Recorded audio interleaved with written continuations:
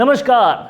सियासत की जब भी बात होती है तब बात होती है शतरंज के खेल की, लेकिन राजस्थान की सियासत में एक अलग ही खेल चल रहा है जिसका नाम है होटल होटल गेम। इस होटल होटल गेम में आखिर हो क्या रहा है और इसके अंदर की बात क्या है, इस पर पूरा विश्लेषण आप इस वीडियो में जानेंगे।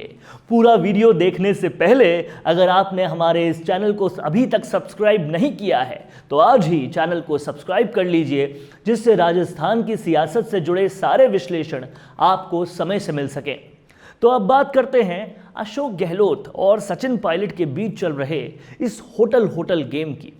जैसा कि आप सब लोग जानते हैं कि पिछले कई दिनों से अशोक गहलोत ने अपने खेमे के विधायकों को किसी भी किस्म की खरीद फरोख्त से बचाने के लिए फेयरमाउंट होटल जयपुर में रखा था। उनके दावे के मुताबिक विधायक 100 से भी ज़्यादा थे और उन्हें भरपूर सुविधाएं दी जा रही थी।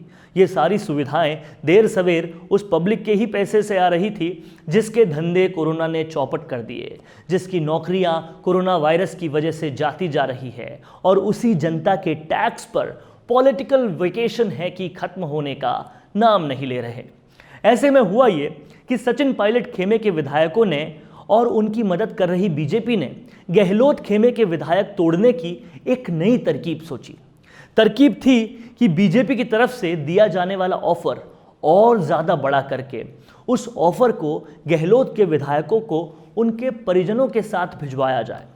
परिजन विधायकों से मिलने के लिए होटल में जाते और बीजेपी का यानी कि सचिन पायलट का ऑफर बताते।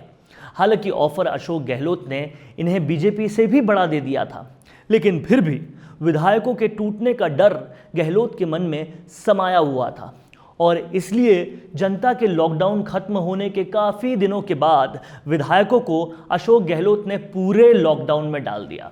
लेकिन इस बार ये लॉकडाउन जयपुर में नहीं बल्कि जैसलमेर में हुआ और विधायकों को वहाँ की होटल में पूरी तरह से बंद कर दिया गया। उन विधायकों को चार्टर प्लेन से ले जाया गया और जनता के पैसे पर उन्हें और ज़्यादा मौज दिलवाया गया। जाहिर तौर पर इसके पीछे के कारण यही थे कि इतनी दूरी होने की वजह से उन्हें खरीदने की कोशिश कोई नहीं करेगा। जो जनता का पैसा जनता के हित कार्यों में लगना चाहिए था, ये अब इन विधायकों को ऑफर स्वरूप कभी गहलोत दे रहे हैं तो कभी बीजेपी दे रही है। कभी बीजेपी अपना ऑफर बड़ा करती है तो कभी गहलोत अपना ऑफर बड़ा करते हैं। मानो ये सियासत किसी मॉल के अंदर बम्पर ऑफर वाले दिनों में चल रही हो। ये खरीद फरोख्त, ये बाड़ाबंदी लोकतंत्र का रोज मर्डर कर रही है और आम जनता इस तमाशे को देखते हुए अगले चुनाव का इंतजार कर रही है कि अगला चुनाव आएगा तब इन राजनेताओं को इनके कर्मों का फल दिया जाएगा। लेकिन तब तक वापस वही हो जाएगा कि जनता के सामने एक तरफ कुआं होगा और दूसरी तरफ खाई होगी और उन्हें उन दोनों में से चुनाव करना होगा। बड़े बड़े वादे होंगे और शायद इस बार कुछ अच्छा हो जाएगा, इसकी उम्मीद जगेगी।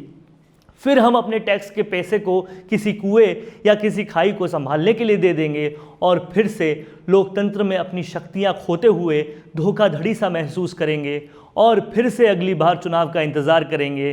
क्या ये सब कुछ बदल सकता है? क्या सचमुच कुछ अच्छा हो सकता है? ऐसा एक बार अन्ना हजारे ने भी सोचा था, लेकिन फिर उस सोच के अंदर ही एक दीमक निकल गया और इस सोच के आंदोलन को ऐसा नोच गया कि अब फिर से ऐसा सोच पाना सबके लिए बहुत मुश्किल हो गया। आप देखते रहिए राजस्थान संवाद, ऐसा विश्लेषण हम आपके लिए लाते रहेंगे।